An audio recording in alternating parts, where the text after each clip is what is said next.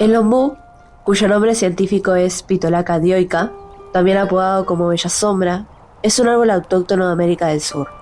Se encuentra en Brasil, Paraguay, Argentina y acá en Uruguay. Su sombra sirvió de refugio a indios, gauchos y poetas, entre los que se destacó Juan Zorrilla de San Martín, conocido como el poeta de la patria, quien comprendió su importancia en el imaginario popular. A partir de entonces, los incluyó en su literatura de perfil romántico y de tono épico como sinónimo del Uruguay. Desde 1904, el autor plantó algunos ejemplares en su casa de veraneo, hoy Museo Zorrilla, ubicada en la Rambla de Montevideo, en la zona de Punta Carretas.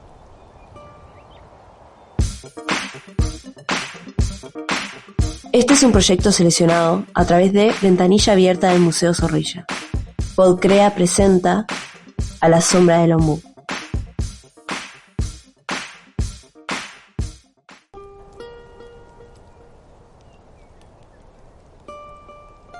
Los invitamos a sentarse entre las enormes raíces de estos ombúes para conocer y celebrar el patrimonio e identidad de este barrio, mediante diversas historias protagonizadas por Juan Zorrilla de San Martín y su numerosa familia.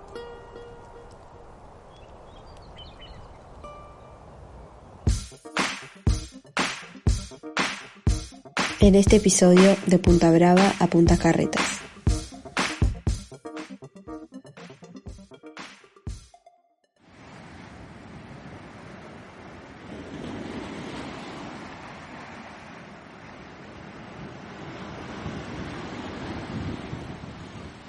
Nos encontramos en la Rambla de la ciudad de Montevideo, con el historiador Gonzalo Menéndez, en la zona de ingreso al faro de Punta Carretas. Soy Diego Galazo, docente, músico y productor audiovisual. Acá estamos, Diego, disfrutando de una mañana soleada, ideal para caminar y conocer sitios de este barrio. Así es, en un día primaveral.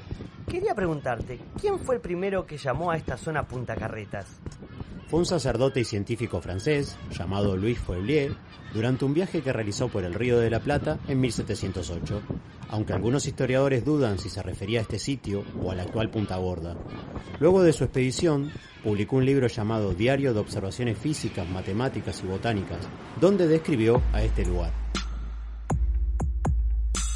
Se ha dado el nombre de Carretas a un cabo que avanza en el río a 2 leguas al este de la punta que cierra la bahía de Montevideo, a causa de las varias rocas que asoman y de otras muy peligrosas escondidas debajo de las aguas. Este sitio fue conocido por su peligrosidad, pero ¿por qué se llama Punta Carretas? Se cree que fueron los españoles durante la época colonial los primeros que utilizaron este nombre para denominar a la zona. Para ellos, las rocas originarias de esta punta tenían forma de carretas.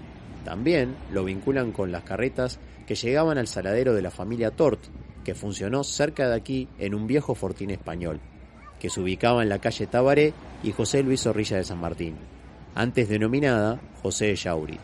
Más adelante, en 1871, se estableció en dicho sitio una estación auxiliar de tranvías de la línea este, que permitió la comunicación con la ciudad vieja.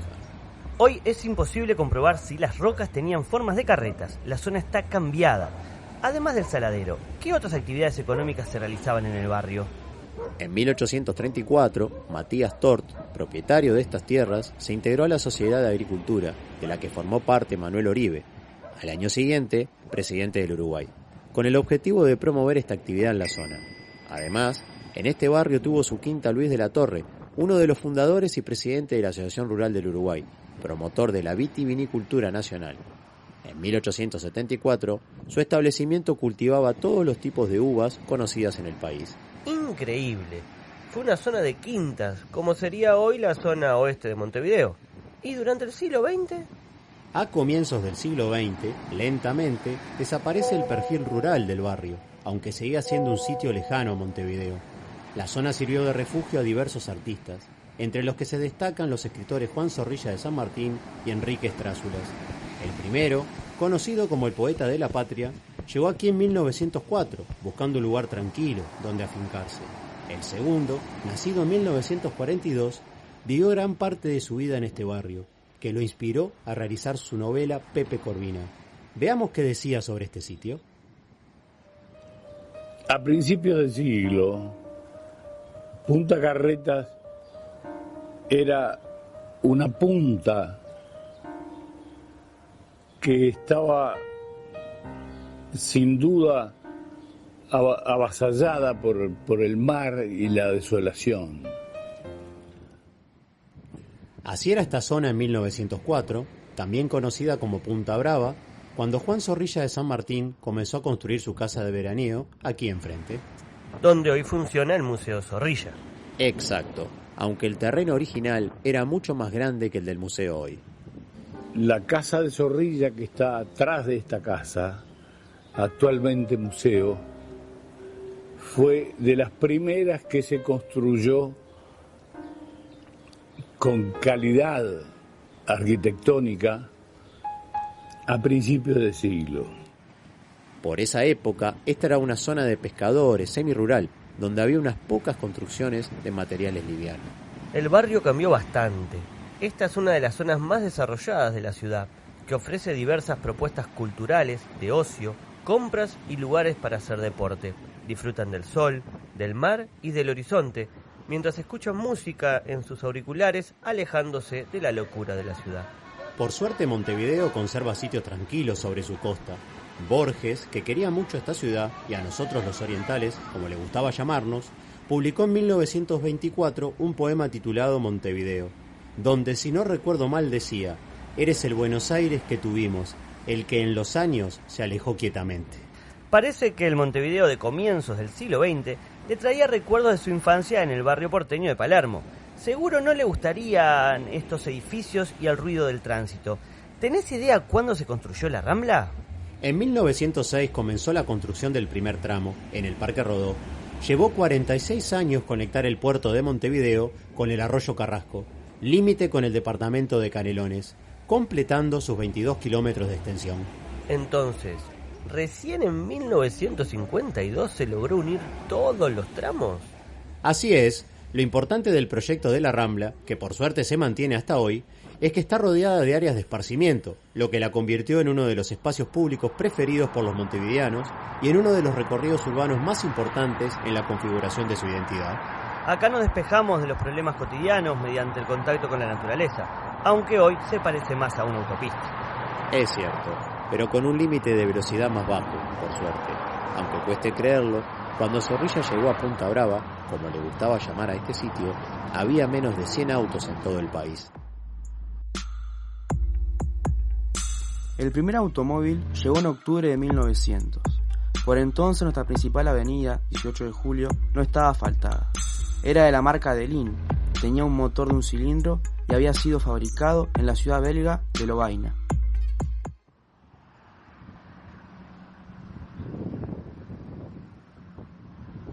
Te invito a que crucemos la Rambla hacia la casa del poeta, hoy Museo Zorrilla. Nos encontramos en la vereda del museo. Por encima del muro veo las copas de algunos ombúes y una pequeña torre que parece sacada de un castillo medieval, junto a la casa de estilo andaluz del escritor. Esta no es la original. Se construyó en 1921 y fue diseñada por José Luis Zorrilla de San Martín, uno de los hijos del poeta que era escultor. Estamos frente a un viejo portón de hierro en el ingreso secundario al museo, ubicado en la Rambla Mahatma Gandhi al número 150. Entremos al jardín. Así nos sentamos a descansar y seguimos conversando a la sombra de algún ombú.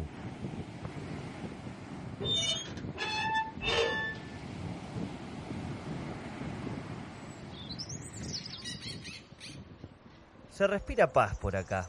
Lo que buscaba Zorrilla en este sitio, amaba a este jardín y a sus árboles. El poeta se refiere a estos ombúes en su obra El Sermón de la Paz.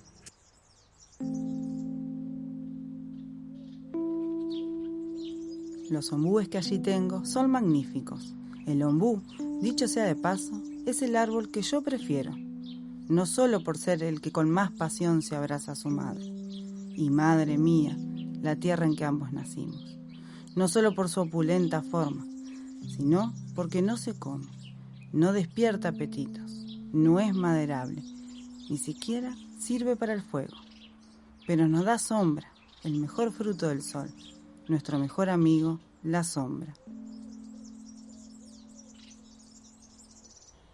Según fotos que vi en el archivo del museo, algunos ombúes ya estaban aquí cuando comenzó a construir esta casa. otros fueron plantados por él, según nos cuenta en el Sermón de la Paz.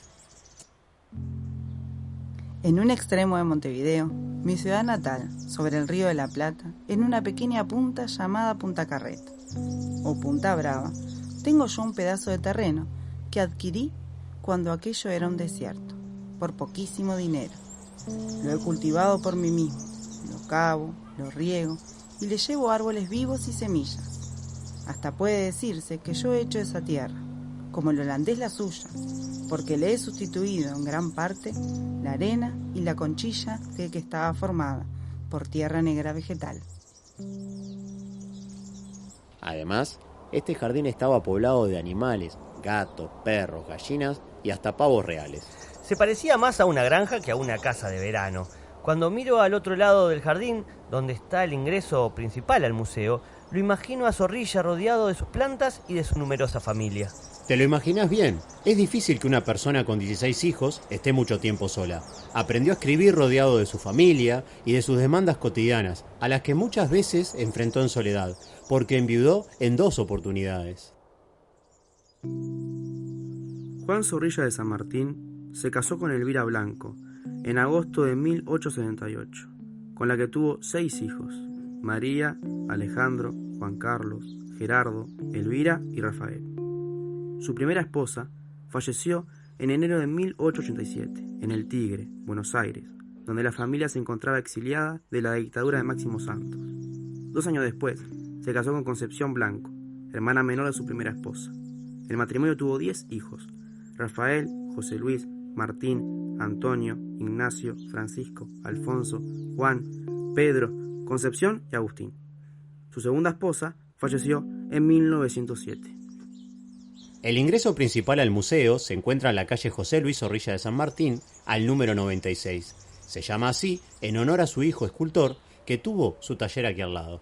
Entonces, a la casa de Zorrilla se entraba por esa calle, no por la Rambla. Exacto, José Luis ubicó la puerta principal allí, alejada del viento de la costa, aunque en el archivo del museo hay más fotos familiares tomadas en el ingreso secundario que en el principal. Quizás fuera el más usado, no lo sé. Fue una buena decisión. Caminé por esa calle y sopla menos. Volvamos a su padre. Además de su amor por estos ombúes, ¿qué lo motivó a construir su casa aquí? Es importante recordar que esta era su casa de veraneo. La familia Zorrilla residía en la Ciudad Vieja, en la calle Rincón, esquina 33. Le compró estas tierras al empresario Francisco Piria, uno de los responsables del nacimiento de muchos barrios de la ciudad. El escritor tenía 50 años cuando llegó a este sitio. Lo hizo pensando en disfrutar de su vejez, en contacto con la naturaleza agreste de esta zona, poblada de dunas y de rocas. Seguro se enamoró de la soledad del lugar. Por suerte, no llegó a ver el desarrollo urbano de este barrio. Sería su peor pesadilla, aunque algunos de los documentos que consulté señalan que pudo imaginarlo. Desde que llegó aquí, sintió que este era su lugar en el mundo, y mirá que había viajado. La zona se ajustaba a sus necesidades de poeta romántico, admirador de los escritores españoles Gustavo Bécquer, Ramón de Campoamor y José de Espronceda. Diego Fischer, en su libro sobre China Zorrilla, cuenta una anécdota sobre el poeta el día que conoció esta zona. Al parecer, le dijo al cochero que lo llevaba de vuelta a su casa de la Ciudad Vieja. Frente a esas rocas y a ese oleaje quiero vivir de ahora en más. En este lugar deben de ser tan hermosas las tempestades como los atardeceres. Lo puedo imaginar con su gorra de marino que está dentro del museo, observando desde su torre las rocas y el mar en los días de temporal. Lo hacía con frecuencia, por eso la construyó más alta que el resto de la casa. Las rocas eran el terror de los antiguos navegantes, responsables de uno de los nombres de este sitio, Punta Brava. Aún quedan evidencias de esta forma de referirse a la zona. Acá enfrente, detrás del puesto de venta de pescado, hay una pequeña embarcación abandonada que luce este nombre en su proa. Aunque averiada por los años, aún mira al mar con nostalgia. Seguro que al poeta le gustaría verla. Hace referencia al nombre que más utilizaba para referirse a este sitio, al que quiso tanto.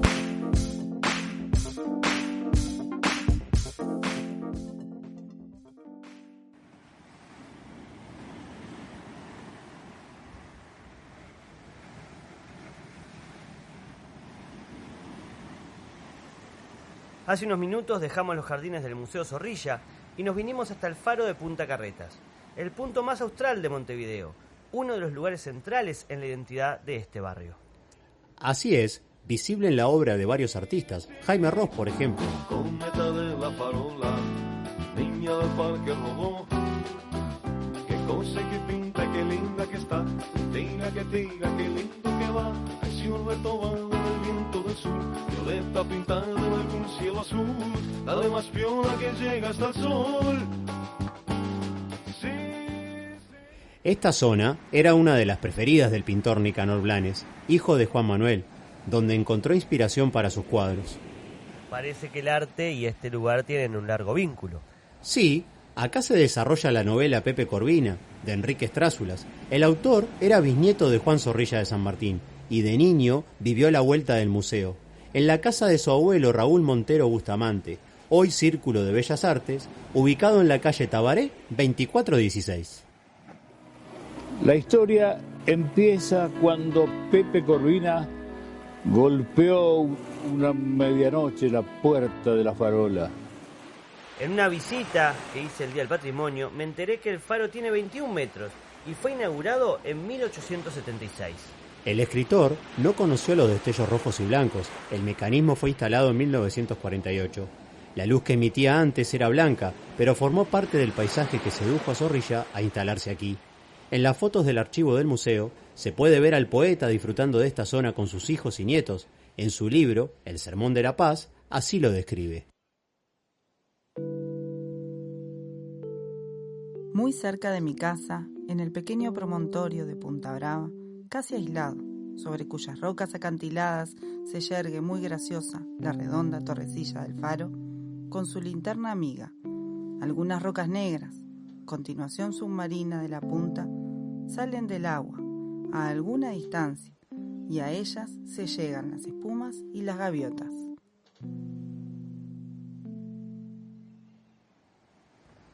¿Este lugar era muy diferente a lo que vemos hoy?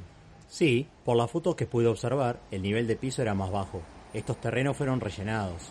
Además, existían unas pasarelas de hormigón con barandas de hierro que permitían llegar al faro cuando el mar crecía.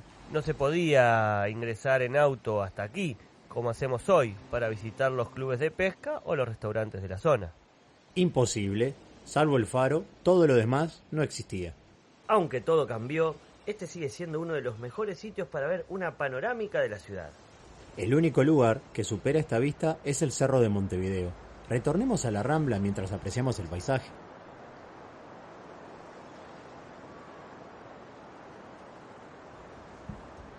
Nos detuvimos 100 metros antes de llegar a la Rambla. Estamos frente a una enorme pista de patinaje llena de niños y adolescentes. ¿Qué sabemos sobre los deportes del barrio? Los deportes forman parte de su historia. El primero fue el turf, con su hipódromo del Este, al que concurrían en 1861 más de 3.000 personas por fin de semana. En 1891 llegó el fútbol y se organizaban partidos en los potreros del barrio. En 1913 se fundó el club con el que se identifica esta zona, Defensor, que en el escudo tiene una imagen violeta del faro. Además, a pocas cuadras de aquí está la cancha del club de golf. Aunque no lo creas, acá funcionaba el vertedero de basura de la ciudad. La cancha se inauguró en 1922 con la fundación del Club Uruguay. De vertedero a club de golf. ¡Qué cambio! ¿Me dijeron que aquí empezó la aviación? Te informaron bien, sus espacios verdes eran muy útiles para esta actividad. En 1914 se fabricó un avión nacional que pudo volar de Punta Carretas hasta la vecina Playa Ramírez. Impresionante el vínculo de Punta Carretas con los deportes. ¿Vamos hasta el monumento a Juan Zorrilla de San Martín? Tengo ganas que me cuentes algo sobre él.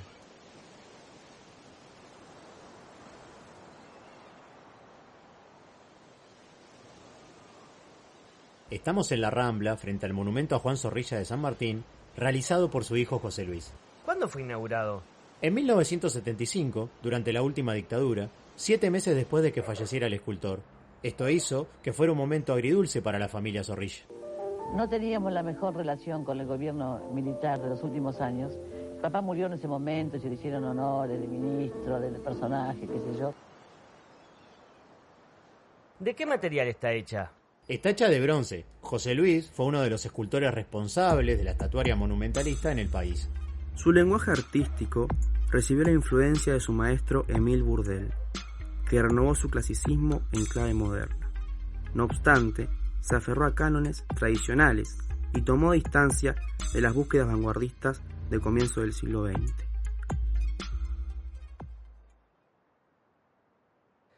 El monumento representa a su padre sentado, con un libro abierto sobre su pierna derecha y con el brazo del mismo lado recostado sobre el respaldo de la silla. Lo describiste muy bien. El escultor trabajó mucho para lograr esa postura. El basamento, es decir, sobre lo que se apoya, es un cubo recubierto de granito gris que tiene incrustado en los ángulos delanteros 2 cabezas de bronce que representan la poesía y la elocuencia. Según José Luis, 2 palabras que definían a su padre. Me genera curiosidad su vínculo. No es tan común que un hijo le haga un monumento a su padre. Es verdad, no lo es, pero eran grandes colaboradores y promotores de sus actividades artísticas. Eso es lo que nos cuenta Gumersinda Muñoz del Campo, esposa del escultor. José Luis nunca daba por terminado un boceto sin mostrárselo, y él siempre le consultaba sus escritos. Pocas veces he visto una amistad tan intensa entre un padre y un hijo. ¿Subimos por la calle Tabaré rumbo al café y bar más emblemático de la zona?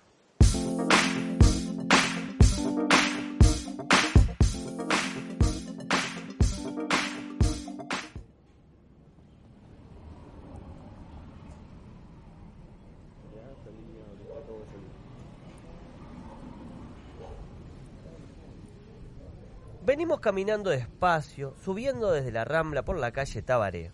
Vamos observando el barrio que parece conservar la tranquilidad de otro tiempo. Intento imaginarlo hace un siglo. Detengámonos unos instantes aquí, en la esquina de las calles Tabaré y Riachuelo, frente al taller del escultor. ¿Esta es la puerta del taller? Sí, por ese portón salían las obras rumbo a la fundición. Su fachada se encuentra bien mantenida, como si el escultor aún trabajara aquí y pudiera salir en cualquier momento. Es verdad, aquí al lado, en un rancho que pertenecía a Juan Zorrilla de San Martín, vivía Pablo Castro, ayudante del escultor. Antes había sido la sede de una sociedad recreativa llamada Siglo XX.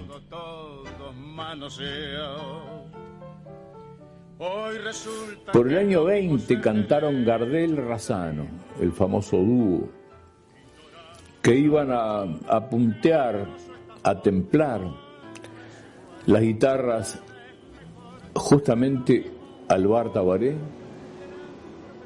Vamos hasta la esquina a conocerlo. Es uno de los boliches históricos de Montevideo, fundado en 1919. ¿Por qué se llama así? El nombre se debe al libro Tabaré de Juan Zorrilla de San Martín. Es un poema épico donde plantea su visión sobre los orígenes del Uruguay. Está ambientado a fines del siglo XVI y trata sobre el romance del indio charrúa, Tabaré, con una española llamada Blanca. Llegamos a la puerta. Hoy es uno de los pubs y restaurantes más visitados por los turistas. Te invito a entrar y seguimos hablando con un cafecito.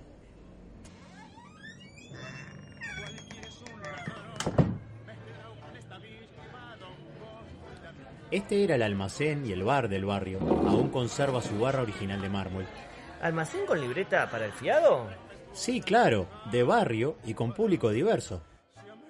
Paraban todos los grandes dialoguistas y cuentistas, pescadores de la época, es decir, gente en general analfabeta o semi-analfabeta, pero contaban cuentos magistrales.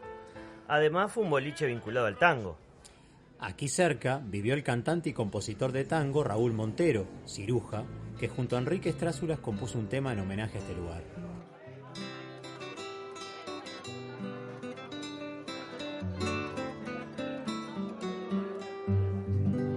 Antes que todo el pasado, fuiste esquina del ayer, luz de antaño titilaba. ¿Pido la cuenta? Dale, así conocemos la Parvadomus. ¡Mozo, la cuenta! Tiempo y la sudestada. Por lo que veo en esta esquina, hay lugares que mantienen las tradiciones del barrio. Nos encontramos frente a una casona ubicada en la calle Boulevard Artigas al número 135. Es de estilo neoclásico, sede de la Asociación Civil Cultural y Recreativa República de Parvadomus Magna Quies. que en latín significa pequeña casa, gran reposo. Sus integrantes la definen como una micronación, pero no lo son legalmente. Sin embargo, veo que tienen una bandera izada en la fachada de su sede. Es verdad, y aunque parezca raro, también tienen su escudo, himno, presidente, gabinete ministerial y sus ciudadanos. Forma parte de una ficción elaborada por sus integrantes con fines recreativos. Increíble. ¿A quién se le ocurrió y cuándo esta divertida asociación?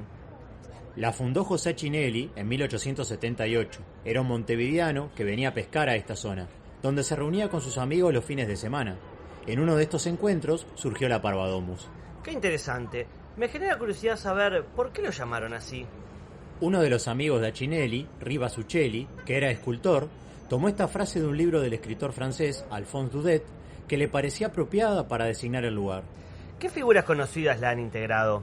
Algunos de los parvenses destacados fueron el empresario y fundador de la Federación Rural, José Irureta Goyena, el político nacionalista Eduardo Rodríguez Larreta, el compositor y músico Eduardo Fabini y el expresidente de la República, Juan Campistegui. ¿Cuándo se puede visitar esta hermosa casona?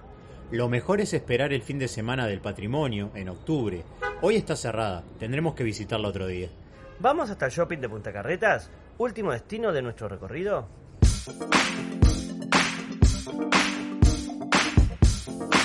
Nos encontramos sobre la calle José Yauri, en la explanada del shopping de Punta Carretas. Aquí estaba la cárcel de Punta Carretas, que fue transformada en shopping en 1994. Hoy es uno de los paseos de compras más visitados. ¿Cuándo fue construida? Se inauguró en 1915. Fue uno de los sitios con los que convivió Juan Zorrilla de San Martín en este barrio. Desde su casa veía la cárcel. Hoy es imposible, la zona está poblada de edificios. Me puedo componer la escena: el Faro, la casa de Zorrilla, esta cárcel, dunas, rocas y ranchos de pescadores. ¿El edificio actual conserva algo del penal? Casi todo. La puerta de ingreso al predio, el edificio con la escalinata por donde se ingresa y la enorme estructura donde antes estaban las celdas. Hoy tiendas, que se ubica en paralelo a la calle Yauri. La estructura es la misma, lo que cambió fue su uso. ¿Qué importantes son los edificios para entender la historia de una ciudad? Nos permiten ver las diferencias con el presente. Antes era un lugar hostil, agreste y fuera de la ciudad. Por eso ubicaron la cárcel acá. Los cambios sufridos por este edificio sintetizan los cambios que atravesó el barrio. ¿Cuándo comenzó el proyecto? ¿Cuándo se inauguró el shopping? La cárcel cerró en 1986 y en 1991 comenzó su reciclaje. El shopping se inauguró recién en 1994. Todas las cárceles tienen historias de fugas. ¿Hubo algunas relevantes? Tuvo muchas, pero hay dos que fueron importantes para el Uruguay.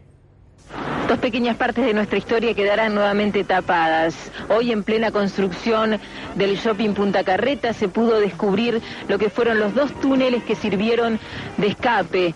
Uno a los anarquistas en 1930 aproximadamente y el otro a los tupamaros que fugaron en 1971.